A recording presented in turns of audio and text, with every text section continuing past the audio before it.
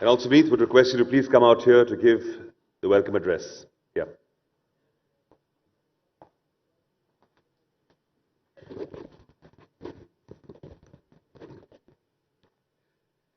Prime Minister Shri Narendra Modi, Ministers, ladies and gentlemen, on behalf of Economic Times, welcome to the Global Business Summit. This is the 6th edition of this summit, an event which has grown in scope and stature every year. Our honored guests and speakers have made it into the premier venue for debate and discussion on the big issues of our times. To kick off this summit, I would like to remind you of a very apt statement made just last week by President Donald Trump when he met PM Modi in Ahmedabad. He said that while India, in the years since independence, has come very far, it is nothing compared to how far India will go. We have indeed come far. Last year, when we met, I mentioned that the Indian economy was poised to become the 5th largest in the world. The recent IMF World Economic Outlook report confirmed that India has indeed reached that position, overtaking France and the United Kingdom. Just 10 years ago, India was ranked 9th. Let me take a moment to congratulate the Prime Minister and the Finance Minister for laying the foundations that led the country reach these commanding heights.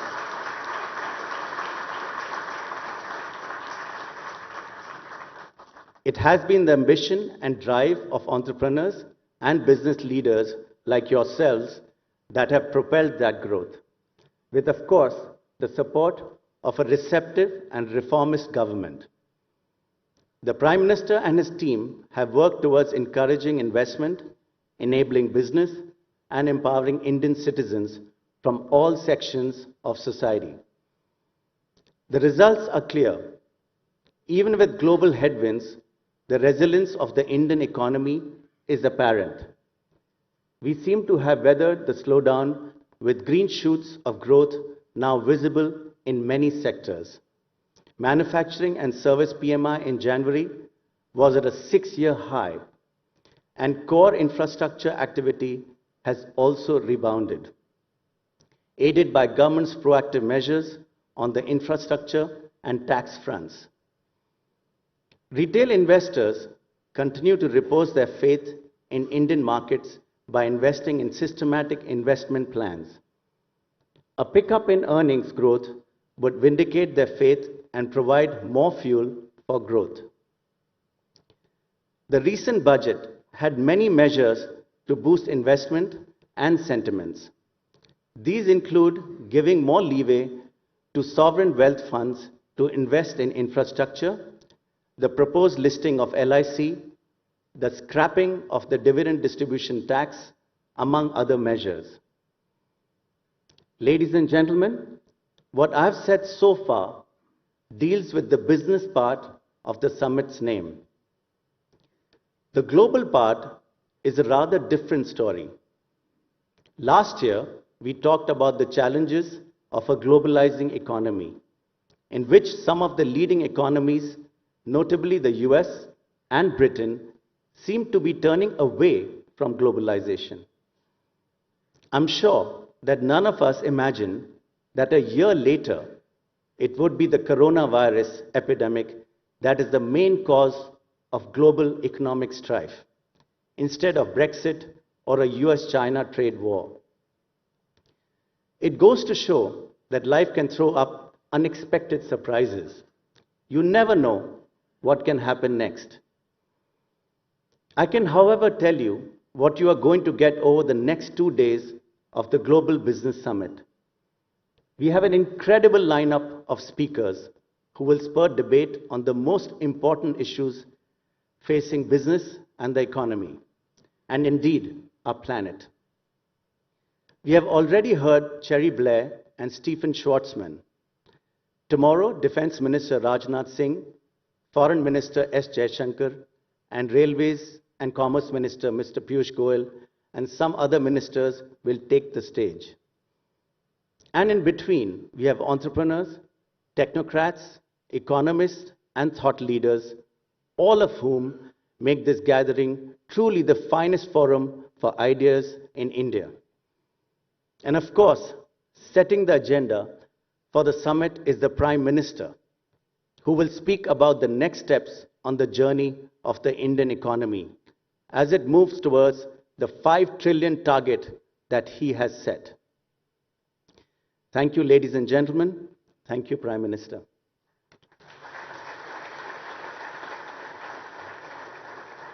Thank you, Vineet. And yes, a great start to the summit. And well, the PM is here. We'd all love to hear from him. Modi ji, मंच आपका, हम आपकी बातें सुनना चाहेंगे. जोरदार तालियां मोदी जी के लिए.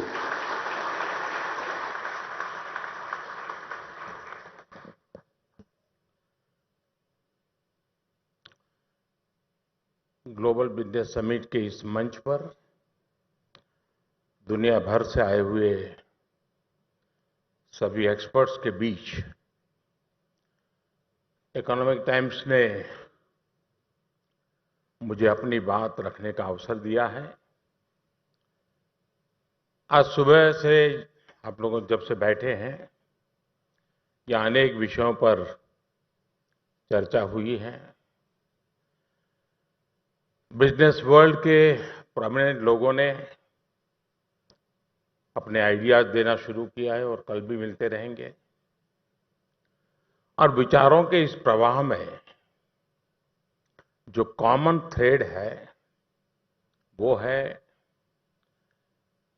Collaborate to create. Sustainable growth के लिए कोलैबोरेट टू क्रिएट का ये विजन आज की आवश्यकता भी है और भविष्य का आधार भी है. और हम सब जानते हैं ये विजन अचानक बीते कुछ वर्षों के विचारों से निकल करके आया हो, ऐसा भी नहीं है. विघटन से क्या क्या नुकसान होता है, इसका दुनिया को अनुभव है. और जब साथ चले तो संभल गए, जब आमने सामने हुए तो बिखर गए. कोलैबोरेट टू क्रिएट का विचार जितना पुराना है उतना ही प्रासंगिक भी है. हर युग में नए नए चैलेंजेस सामने आते हैं. हमारी कोलैबोरेट टू क्रिएट की स्पिरिट को टेस्ट करने के लिए, उसे और मजबूत करने के लिए, जैसे आज कोरोना वायरस, इसके रूप में एक बहुत बड़ा चैलेंज एक दुनिया के सामने उभर करके आया है. फाइनेंशियल इंस्टीट्यूशंस ने इसे आर्थिक जगत के लिए भी बहुत बड़ा चैलेंज माना है. आज हम सब को मिलकर इस चुनौती का सामना करना है. कोलैबोरेट टू क्रिएट की संकल्प शक्ति से हमें विजयी होना है. फ्रेंड्स, फ्रैक्चर्ड वर्ल्ड की फिलॉसफी पर भी आप यहां मंथन करने वाले हैं. Real fractures, over imagine fractures और इसके जिम्मेदार कारकों पर भी मुझे विश्वास है कि यहां व्यापक चर्चा होगी. साथियों, एक दौर ऐसा था जब एक खास वर्ग के प्रिडिक्शंस के अनुसार ही चीजें चला करती थी. जो राय उसने दी वही फाइनल समझा जाता था. लेकिन टेक्नोलॉजी के विकास से और डिस्कोर्स के और डेमोक्रेटिक होने से अब आज समाज के हर वर्ग के लोगों की उनकी ओपिनियन मैटर करती है. आज सामान्य जनता अपनी ओपिनियन को बहुत मजबूती के साथ जमे जमाए सो कॉल्ड विजडम के विपरीत बड़ी ताकत के साथ रजिस्टर करवा रही है। पहले इसी सामान्य जनता की आशाओं अपेक्षाओं पर इस खास वर्ग के तर्क और थियरीज हावी हो जाती थी। ये एक बहुत बड़ी वजह थी कि जब आप लोगों ने हमें सेवा करने का अवसर दिया, 2014 में हम पहली बार इस कार्य को संभाला, तो देश की आबादी का बहुत बड़ा हिस्सा toilets, electricity connection, gas connection, अपना घर, इन जैसी बेसिक एमिनिटीज के लिए तरस रहा था। साथियों, हमारे सामने मार्ग था कि पहले से जो चलता आ रहा है उसी मार्ग पर चलें, या तो उसे छोड़ें या फिर अपना नया रास्ता बनाएं, नई अप्रोच के साथ आगे बढ़ें। हमने बहुत सोच विचार करके तय किया। हमने नया मार्ग बनाया, नई अप्रोच के साथ आगे बढ़े और इसमें सबसे बड़ी प्राथमिकता दी लोगों के एस्पिरेशंस को। इस दौरान देश में चुनाव भी हुआ, हमारे कार्यों पर मोहर भी लगी, लेकिन एक और दिलचस्प बात सामने आई। आज ग्लोबल बिजनेस समिट में मैं आपके सामने इसे भी साझा करना चाहता हूं। यहां इस हॉल में बैठे साथी जरूर मेरी इस बात पर ध्यान देंगे। फ्रेंड्स, जिस वर्ग की बात मैं आपसे कर रहा था, उसकी एक बहुत बड़ी पहचान है टॉकिंग द राइट थिंग्स, यानी हमेशा सही बात बोलना। सही बात कहने में कोई बुराई भी नहीं है, लेकिन इस वर्ग को ऐसे लोगों से नफरत है, चीड़ है, जो डूइंग द राइट थिंग्स पर चलते हैं। और इसलिए जब स्टेटस को उसमें बदलाव आता है, तो ऐसे लोगों को कुछ खास तरह के डिसरप्शंस नजर आने लग जाते हैं, दिखाई देने लगते हैं। अब गौर कीजिए, जो लोग खुद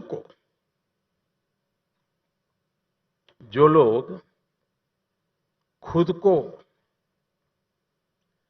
जेंडर जस्टिस का मसीहा बताते हैं, वे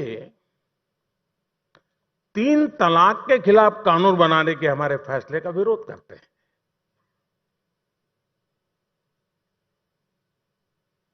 जो लोग दुनिया भर को शरणार्थी अधिकारों को लिए शरणार्थियों को अधिकार देना चाहिए, उसके लिए दुनिया भर में ज्ञान परोसते रहते हैं, ज्ञान देते रहते हैं, वो शरणार्थियों के लिए जब सीएए का कानून बनता है तो विरोध करते हैं। जो लोग दिन रात संविधान की दुहाई देते हैं, वो आर्टिकल 370 जैसी अस्थायी व्यवस्था, टेम्पररी व्यवस्था को हटाकर जम्मू कश्मीर में पूरी तरह संविधान को लागू करने का भी विरोध करते हैं। जो लोग आए दिन न्याय की बात करते हैं, वो सुप्रीम कोर्ट का एक फैसला अगर उनके अनुकूल नहीं आया, उनके खिलाफ जाने पर देश के सर्वोच्च अदालत की नीयत पर ही सवाल खड़े कर देते हैं। साथियों, आप में से कुछ ने रामचरितमानस की ये चौपाई जरूर सुनी होगी और उस चौपाई में जो कहा गया है वो आज भी रिलेवेंट है। पर उपदेश कुशल बहु तेरे, पर उपदेश कुशल बहु तेरे, जे आचर ही ते नर न घनेरे। यानी दूसरों को उपदेश देना तो बहुत आसान है, लेकिन स्वयं उन उपदेशों पर अमल करना बहुत कठिन है। जब तक स्टेटस को रहता है, उन्हें दिक्कत नहीं होती। ऐसे लोग मानते हैं और उनकी सोच है कि inaction is the most convenient action.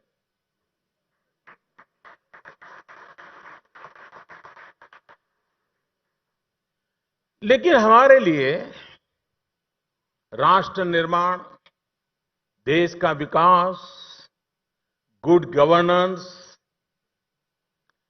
ये सारी बातें कन्वीनियंस का विषय नहीं रहा है। हमारे लिए ये कन्विक्शन है।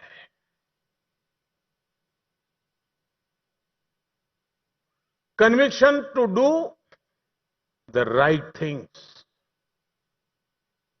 Conviction to break the status quo. साथियों, कुछ लोग होते हैं जो स्वभाव से ही अपने विचारों के कैदी बन जाते हैं, अपने थॉट प्रोसेस के वो जिंदगी भर कैदी रहते हैं। ये लोग इसी में खुश रहते हैं, उनको अपने उसे एक जो माया जाल बना रखी है उसी में आनंद आता है, वो आनंदित रहते हैं। और दूसरे शब्दों में कहें तो वे स्टेटस को में रहने को ही अपना जीवन मूल्य बना लेते हैं। इनके दबावों से अलग हमारी सरकार देश की तमाम व्यवस्थाओं को पुराने विचारों की कैद से मुक्ति दिलाने के लिए एक के बाद एक कदम उठाती चली जा रही है। एक एक करके हम हर सेक्टर को कन्वीनियंस ऑफ इनएक्शन से बाहर निकाल रहे हैं। डीबीटी के जरिए, डायरेक्ट बेनिफिट ट्रांसफर, डीबीटी के जरिए हम स्टेटस को में बहुत बड़ा बदलाव लाए और हजारों करोड़ रुपए गलत हाथों में जाने से बचाए। ये कहना सरल है कि दिल्ली से 1 रुपया निकलता है तो 15 पैसा पहुंचता है, लेकिन इतने से बात पूरी नहीं होती है। 1 रुपया मतलब कि 100 पैसा कैसे पहुंचे, इसके लिए एक्शन जरूरी होता है। अब देखिए, रेरा कानून बनाकर हमने रियल एस्टेट सेक्टर को काले धन के बंधन से मुक्त करने का बहुत ही बड़ा कदम उठाया है और मध्यम वर्ग की पहुंच, उसके सपनों के घर तक वो अपने सपनों को पूरा करे, वहां तक हमने पहुंचाई है। मुक्ति का ये अभियान कॉरपोरेट वर्ल्ड में भी चला। आईबीसी बनाकर हमने स्टेटस को बदला और हजारों करोड़ रुपए की वापसी सुनिश्चित करने के साथ ही मुसीबत में फंसी कंपनियों को एक मार्ग भी दिखाया। वरना हमारे यहां वन वे था, आ तो सकते हो अंदर, नहीं निकल नहीं सकते। हमने निकलने के लिए भी अवसर पैदा किए। हर कोई बेईमान नहीं होता है, कभी कभी मुसीबत के कारण फंस जाता है। अपने जो उसने जो प्लान किया है वो एक आध रुकावट आ जाती है। उसी प्रकार से मुद्रा योजना बनाकर भी हमने बैंकिंग व्यवस्था को पुरानी सोच से निकाला और 11 लाख करोड़ रुपए से ज्यादा, ये आंकड़ा छोटा नहीं है, 11 लाख करोड़ रुपए से ज्यादा बिना बैंक गारंटी देश के युवाओं को, देश की महिलाओं को, फर्स्ट टाइम एंटरप्रेन्योर को हमने रोजगार के लिए ये रुपये उनके हाथ में दिए।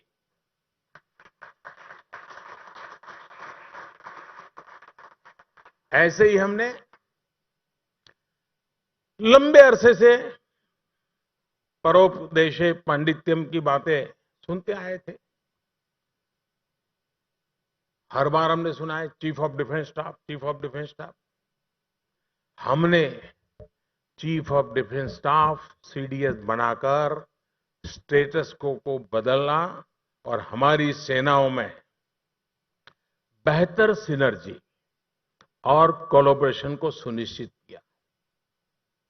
सामान्य वर्ग के गरीबों को 10% रिजर्वेशन, 10% आरक्षण देकर भी हमने व्यवस्था में एक बड़ा परिवर्तन किया और गरीब की बहुत बड़ी चिंता दूर की। साथियों, 2014 के बाद से देश cooperation in spirit, collaboration in action और कॉम्बिनेशन ऑफ आइडियाज को लेकर लगातार आगे चल रहा है। आज भारत सस्टेनेबल ग्रोथ का एक ऐसा मॉडल क्रिएट कर रहा है जो पूरे विश्व के लिए लाभकारी होगा। दुनिया का सबसे बड़ा फाइनेंशियल इंक्लूजन प्रोग्राम, दुनिया का सबसे बड़ा सैनिटेशन प्रोग्राम, दुनिया की सबसे बड़ी हेल्थ एश्योरेंस स्कीम, ऐसी अनेक योजनाएं जिसके अनुभव दुनिया के विकास में मदद कर रहे हैं। 21वीं सदी का भारत बहुत कुछ सीख रहा है और देश के लोगों तक विकास का लाभ पहुंचाने के लिए उतना ही तत्पर भी है। फ्रेंड्स, अलग अलग सेक्टरों पर, अलग अलग क्षेत्रों में इसके परिणाम स्पष्ट दिखाई दे रहे हैं। 6 साल पहले देश में हाईवे कंस्ट्रक्शन की स्पीड पर डे करीब 12 किलोमीटर थी, पर डे 12 किलोमीटर। आज ये पर डे 30 किलोमीटर के आसपास है। 6 साल पहले स्थिति ये थी कि एक साल में 600 किलोमीटर रेलवे लाइन का इलेक्ट्रिफिकेशन होता था, बिजलीकरण हो रहा था। एक साल में 600 किलोमीटर। पिछले साल हमने 5300 किलोमीटर रेलवे रूट का बिजलीकरण किया। इस साल 6 साल पहले हमारे एयरपोर्ट्स करीब 17 करोड़ पैसेंजर्स को हैंडल करते रहे। अब 34 करोड़ से ज्यादा को हैंडल कर रहे हैं। 6 साल पहले हमारे मेजर पोर्ट, उस पर कार्गो हैंडलिंग करीब 550 मिलियन टन के आसपास थी। अब ये बढ़कर 700 मिलियन टन के पास पहुंच गई है। और एक महत्वपूर्ण चीज हुई है जिसकी तरफ भी आपका ध्यान देना जरूरी है। ये है मेजर पोर्ट्स पर टर्न अराउंड टाइम। 6 साल पहले पोर्ट्स पर टर्न अराउंड टाइम करीब करीब 100 घंटे के आसपास होता था, 100 आवर्स। अब ये घटकर 60 घंटे पर आ चुका है। इसे और कम करने के लिए निरंतर काम हो रहा है। साथियों, ये 5-6 उदाहरण कनेक्टिविटी से जुड़े हुए हैं। और यहां इस हॉल में जो लोग बैठे हैं, ये प्रत्येक व्यक्ति को मालूम है कि कनेक्टिविटी, उससे जुड़ा इंफ्रास्ट्रक्चर, उसके लिए जुड़ा हुआ गवर्नेंस, उसके लिए जुड़े हुए निर्णय, ये इकोनॉमिक एक्टिविटी पर कितना गहरा प्रभाव उसका पड़ता है। अब मैं आपसे पूछना चाहूंगा कि क्या इतना बड़ा परिवर्तन ऐसे ही हो गया क्या? रूटीन में हो गया क्या? जी नहीं। हमने सरकारी के विभागों में जो एक वर्टिकल साइलोस की परंपरा बनी रही थी, उस साइलोस को खत्म करने के लिए भरपूर प्रयास किया, कदम उठाए, सिस्टमेटिक एफर्ट्स किए और उसमें भी कोलैबोरेशन पर हमने बल दिया है। बिल्कुल ग्राउंड लेवल पर जाकर चीजों को ठीक करने का हमने प्रयास किया है। आज जो एयरपोर्ट्स पर काम हो रहा है, रेलवे स्टेशनों पर काम हो रहा है, मुझे पक्का भरोसा है कि आप उसके जरूर देखते हो, क्या उसके विषय में सुनते हो। हमारे देश के लोग क्या डिजर्व करते हैं और उन्हें क्या मिला था, इसका फर्क समझना भी बहुत जरूरी है। साथियों, कुछ साल पहले आए दिन रेलवे क्रॉसिंग पर हादसों की खबर आती थी, एक्सीडेंट की खबर आती थी। क्यों? क्योंकि 2014 से पहले देश में ब्रॉडगेज लाइन पर करीब करीब 9,000 अनमैन्ड लेवल क्रॉसिंग थी। अनमैन्ड लेवल क्रॉसिंग 2014 के बाद हमने अभियान चलाकर ब्रॉडगेज रेलवे लाइन को अनमैन्ड लेवल क्रॉसिंग से पूरी तरह मुक्त कर दिया। अब मैं नहीं जानता हूं खबरों की दुनिया में एक खबर है कि नहीं है, लेकिन खबर है।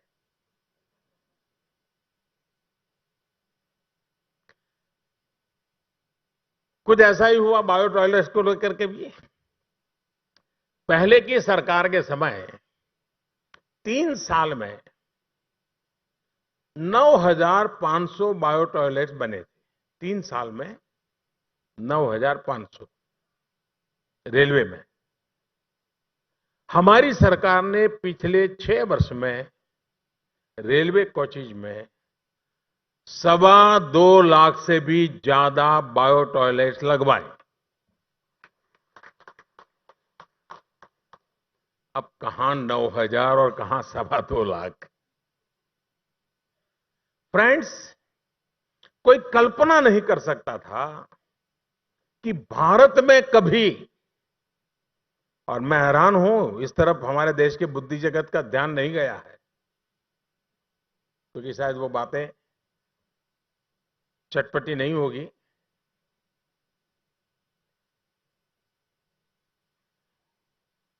भारत में ट्रेन लेट होना ये शायद खबरों के दायरे से भी बाहर निकल गया था। ये तो होता ही है, बहुत स्वाभाविक है। इसमें क्या है भाई, ट्रेन है, लेट होती है, यही चलता था ना। इस देश में पहली बार उस कल्चर को लाया गया है जहां पर ट्रेन लेट होने पर पैसेंजर को रिफंड दिया जा रहा है।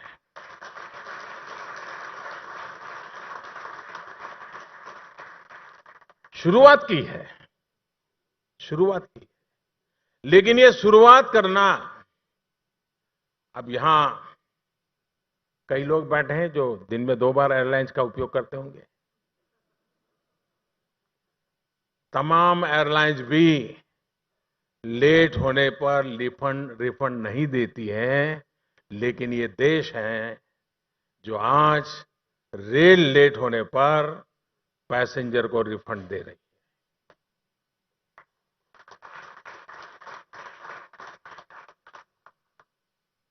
तेजस ट्रेन से चलने वालों को हमने ये सुविधा दी है, वहीं से हमने शुरुआत की है। और हमें पता है कि हमने ये कितना रिस्की काम किया है। मुझे मालूम है इससे क्या होने वाला है, और आज मेरे भाषण के बाद और मेरा रिस्क बढ़ने वाला है, क्योंकि तुरंत आरटीआई वाले आज रात को ही आरटीआई डालेंगे। पत्रकार भी निकल पड़ेंगे, ये अभी तो तुरंत असाइन कर देंगे काम, ये कार्यक्रम पूरा होते ही कि जरा देखो यार कितना रिफंड गया। ये होने वाला है, और इस होने से गलत हो रहा है ऐसा मैं नहीं मानता हूं। लेकिन मुझे इस बात का संतोष है, हम लोगों को संतोष है, और हमें इतना कॉन्फिडेंस है कि ये देश को हम उस दिशा में ले जा सकते हैं जिसमें ट्रेन अगर लेट होगी तो सरकार जिम्मेवार होगी।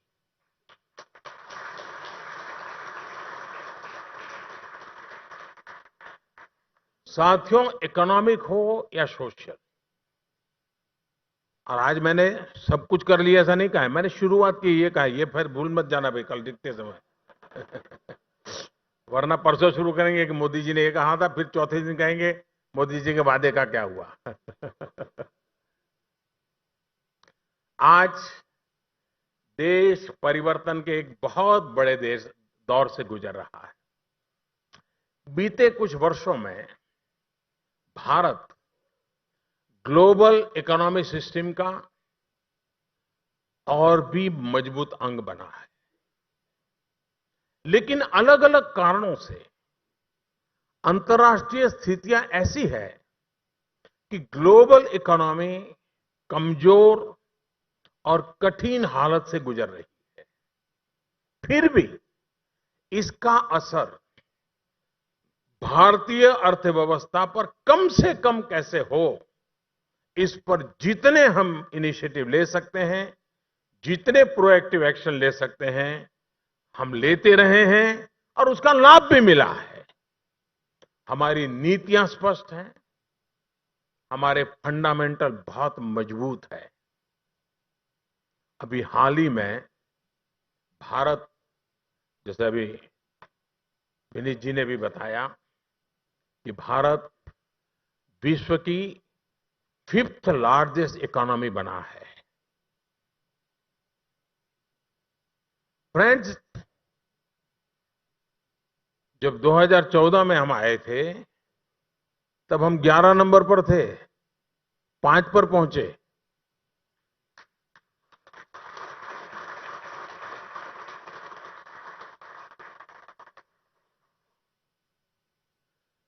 फ्रेंड्स, भारत $5 ट्रिलियन की इकोनॉमी के लक्ष्य को प्राप्त करे, इसके लिए हमारी सरकार 4 अलग अलग स्तरों पर काम कर रही है।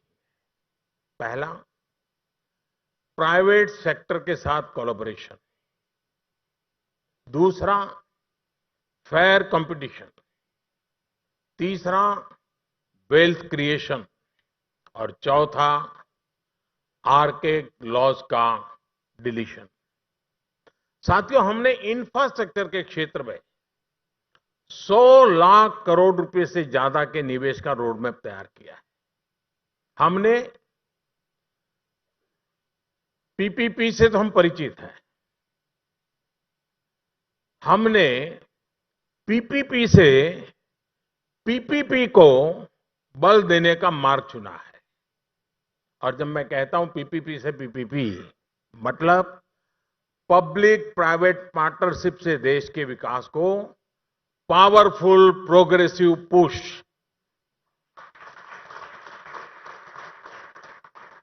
ये भी एक अनुभव रहा है।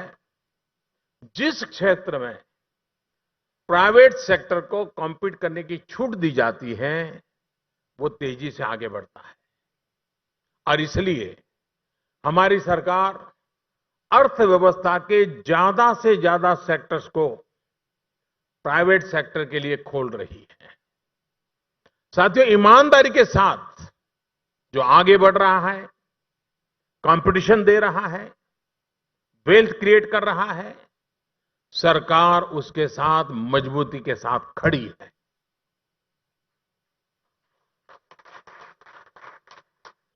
उसके लिए कानून को निरंतर सरल किया जा रहा है, पुराने कानूनों को समाप्त किया जा रहा है।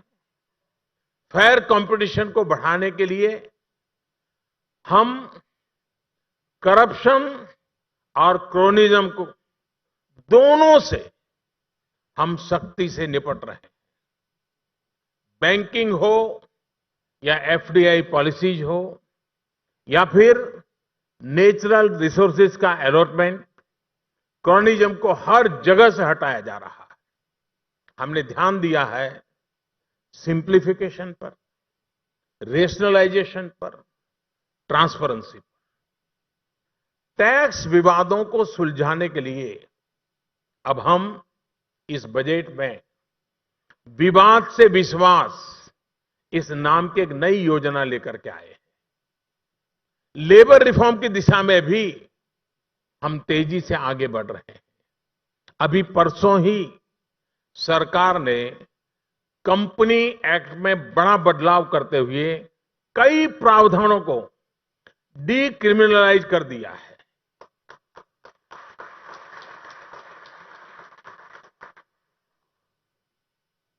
और मैं हैरान हूं जी कि जब ये कानून बना था और हर चीज में जेल में डालो, हर चीज में जेल में डालो, तो आप लोगों ने चिल्लाहट क्यों नहीं की? मुझे आश्चर्य हो रहा है। इकोनॉमिक टाइम्स ने उस समय कुछ लिखा होता है तो मैं जरूर पढ़ना चाहूंगा। साथियों, आज भारत दुनिया के उन प्रमुख देशों में है जहां कॉरपोरेट टैक्स सबसे कम है।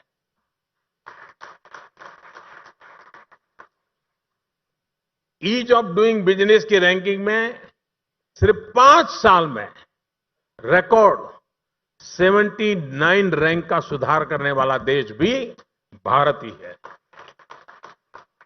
सरकार के इन प्रयासों के बीच विदेशी निवेशकों का भी भारतीय अर्थव्यवस्था में भरोसा लगातार बढ़ रहा है। कुछ देर पहले ही यहां पर आपने ब्लैकस्टोन के सीईओ को सुना। वो कह रहे थे कि भारत दुनिया में सबसे ज्यादा रिटर्न देता है और वह अपना इन्वेस्टमेंट डबल करने के लिए प्लानिंग कर रहे हैं। अभी आपने सुना है।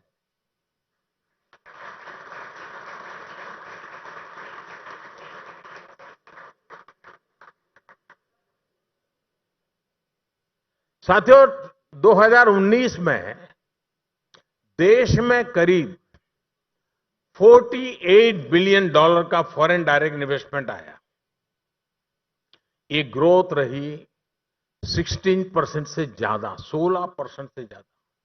इसी तरह भारत में पिछले साल $19 बिलियन का private equity and venture capital investment आया। इसमें भी ग्रोथ करीब करीब 53% से ज्यादा रही है। देश फॉरेन पोर्टफोलियो इन्वेस्टर्स भी उसमें भी अब निवेश बढ़ा रहा है।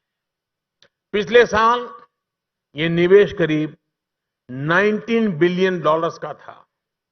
साफ है कि नए विकल्प तलाश रहे निवेशक भी अब भारत की तरफ बढ़ रहे हैं। साथियों, हमारी सरकार सारे स्टेक होल्डर्स के साथ निरंतर संपर्क में है। लगातार फीडबैक लेते हुए हर स्तर पर बड़े फैसले ले रही है। स्टेटस को से देश को मुक्ति दिलाते हुए हम राष्ट्रीय स्तर पर ही नहीं बल्कि अंतर्राष्ट्रीय स्तर पर भी कोलैबोरेशन से क्रिएशन की तरफ बढ़ रहे हैं। आपको याद होगा जब संयुक्त राष्ट्र में इंटरनेशनल योगा डे का प्रस्ताव आया था तो भारत को करीब करीब पूरी दुनिया का समर्थन मिला था और शायद यूएन के इतिहास में किसी एक रिजोल्यूशन को दुनिया के इतने देशों का समर्थन मिला हो, ये पहली बार हुआ। और योग का प्रभाव ये है कि शायद पहली बार आपकी समिट में किसी ने मेडिटेशन करवाया होगा।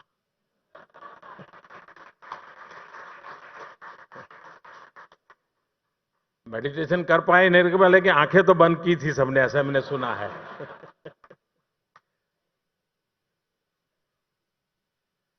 फ्रेंड्स, आज भारत पीस कीपिंग फोर्सेस में सबसे अधिक भागीदारी करने वाले देशों में से एक बन गया है। दूसरे देशों के नागरिकों की रक्षा के लिए भी सबसे पहले आज हिंदुस्तान आगे आ रहा है। इतना ही नहीं, आज भारत अंतर्राष्ट्रीय स्तर की संस्थाओं के निर्माण में भी बड़ी भूमिका निभा रहा है। इंटरनेशनल सोलर अलायंस या फिर coalition for disaster resilient infrastructure, भविष्य को दिशा देने वाले ऐसे संस्थान भारत की पहल पर शुरू हुए हैं और आज पूरी दुनिया इसके साथ जुड़ने लगी है।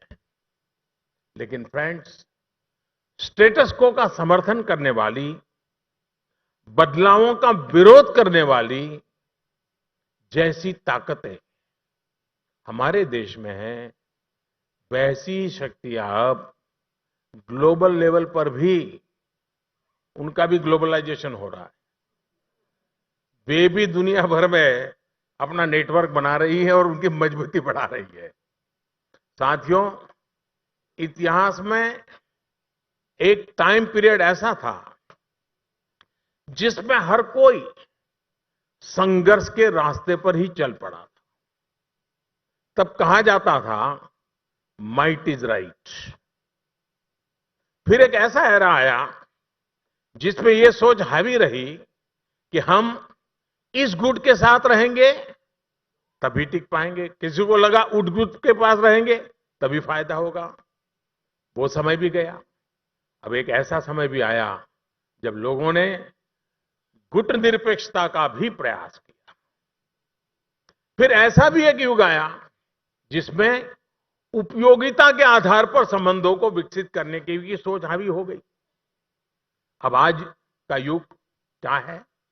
टेक्नोलॉजी के इस युग में आज दुनिया इंटरकनेक्टेड है, इंटर रिलेटेड है और इंटरडिपेंडेंट भी है। ये इसी एक शताब्दी के बदलाव है, सारे वैश्विक स्तर पर आए हुए बदलाव है। लेकिन फिर भी एक ग्लोबल एजेंडा के लिए ये एक सोचने का विषय है कि ये सब बदलाव होते हुए रहने के बावजूद भी एक ग्लोबल एजेंडा के लिए, किसी वैश्विक लक्ष्य के लिए एक बहुत बड़ा सपना, बहुत बड़ा संकल्प, विश्व की गरीबी को दूर कैसे करें, आतंकवाद को कैसे खत्म करें, क्लाइमेट चेंज जैसे इश्यूज को कैसे हैंडल करें, आज भी दुनिया एक मंच पे नहीं आ रही। आज पूरे विश्व को इसकी प्रतीक्षा है, लेकिन अभी तक हो नहीं रहा है। साथियों, 21वीं सदी अपने आप में बहुत सी संभावनाओं से भरी हुई है। इन संभावनाओं के बीच आज एक कॉमन ग्लोबल वॉइस की भी आवश्यकता है। दुनिया उसको कभी महसूस हो रही है। एक ऐसी वॉइस जिसमें स्वर भले अलग अलग हो, लेकिन ये मिलकर एक सुर का निर्माण करे। एक सुर में अपनी आवाज उठाएं। आज पूरे विश्व के सामने ये सवाल है कि बदलती हुई परिस्थितियों में किसी तरह एडजस्ट होकर गुजारा करें या फिर नए तरीके से नए मार्ग का विकास करें। साथियों, बदलती हुई वैश्विक परिस्थितियों के बीच भारत ने भी बहुत व्यापक बदलाव किए हैं। एक कालखंड था जब भारत तटस्थ था। हम तटस्थ थे, लेकिन हमारे तटस्थ की पैरामीटर क्या था? हम तटस्थ थे किस रूप में? हमारी इस देश से भी इतनी दूरी है, उस देश से भी इतनी दूरी है, यानी मानदंड था हम किससे कितने दूर है। अब बदलाव कैसे आया है? आज भी हम तटस्थ हैं, आज भी भारत तटस्थ है, लेकिन दूरी के आधार पर नहीं, दोस्ती के आधार पर अब हम किससे कितने नजदीकी लाए हैं। तटस्थ रहते हुए भी कभी दूरी का पैरामीटर था, आज दोस्ती को हमने पैरामीटर बनाया है। हम सऊदी अरेबिया के साथ भी दोस्ती करते हैं, ईरान के साथ भी दोस्ती करते हैं, हम अमेरिका से दोस्ती करते हैं, हम रशिया से भी दोस्ती करते हैं, फिर भी हम तटस्थ हैं। और इसलिए इन बदलावों की बारीकी को समझना ये भी उतना ही आवश्यक है। एक समय था जब लोग समान दूरी बनाकर तटस्थ थे, हम समान दोस्ती करके तटस्थ है। उस कालखंड में दूरी रखकर बचने की कोशिश की गई, आज हम दोस्ती रखकर साथ चलने की कोशिश कर रहे हैं। ये भारत की आज की विदेश नीति, भारत की आज की अर्थनीति का बहुत बड़ा सार है। साथियों, महात्मा गांधी जी की एक बात के साथ मैं अपनी बात समाप्त करना चाहूंगा। गांधी जी कहते थे कि मैं भारत का उत्थान इसलिए चाहता हूं कि सारी दुनिया उसका लाभ उठा सके। इस एक पंक्ति में ग्लोबलाइजेशन की भारतीय सोच भी है और आगे के लिए कोलैबोरेशन का मंत्र भी है। मैं फिर एक बार इतने महत्वपूर्ण विषयों पर जो मंथन की आपने योजना बनाई है, उसके लिए मैं आपको बहुत शुभकामनाएं देता हूं। और मुझे आपके बीच आने का अवसर मिला, इसके लिए मैं आपका धन्यवाद करता हूं। आप सभी का भी हृदय से धन्यवाद करते हुए मैं मेरी वाणी को विराम देता हूं। Thank you.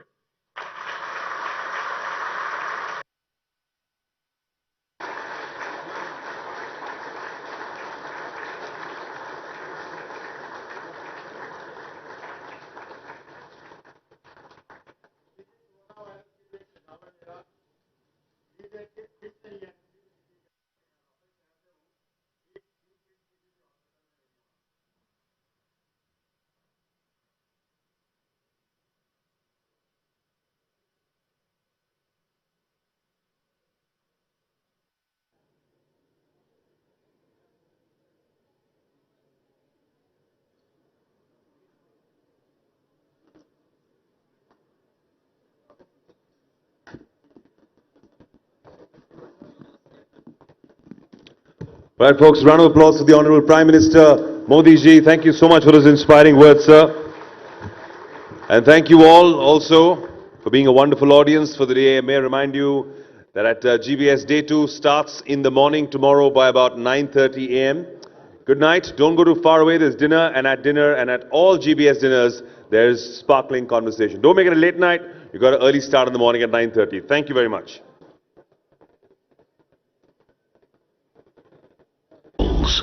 We're beginning to see them everywhere. Walls to stop people. Walls to stop commerce.